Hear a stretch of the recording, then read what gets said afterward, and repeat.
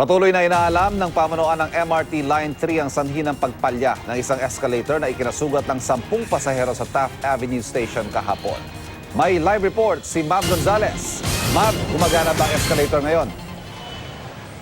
Ivan, gumagana na ulit ang escalator na nagkaberya kahapon dito sa MRT Taft Avenue Station.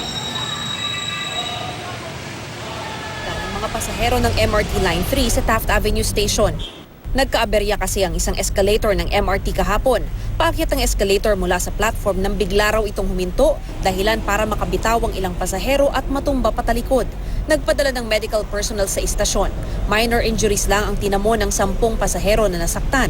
Iniimbestigahan pa sa ngayon ang sanhi ng aberya. May kalumaan na rin.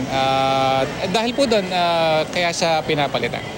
Ayon sa security guard na nakausap namin, nagawa rin ng escalator kahapon ng hapon. Ang mga pasahero naman naniniwalang isolated incident ang nangyari sa MRT kahapon.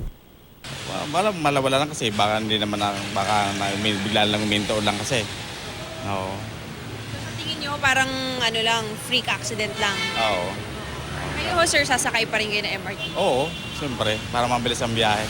Konting dagdag lang po ng ingat para kung may masiraan man po, sana mabilis yung first aid nila para iwas po sa abala sa mga tao. Pero ikaw, sasakay ka pa rin? Apo, okay naman po. Samantala, para mas mapabilis ang biyahe, may mga motoristang dumaraan na sa mga mabuhay o Christmas lane.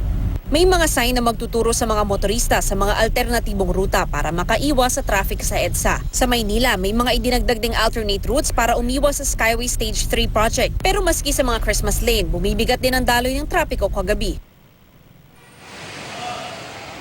Ivan, sa ngayon hindi pa naman gaano kahaba yung pila dito sa MRT Taft Avenue Station. Samantala, sa mga motorista po ay light to moderate na ang daloy ng trapiko dito sa EDSA Taft Avenue. Ivan? Mav Gonzalez, maraming salamat.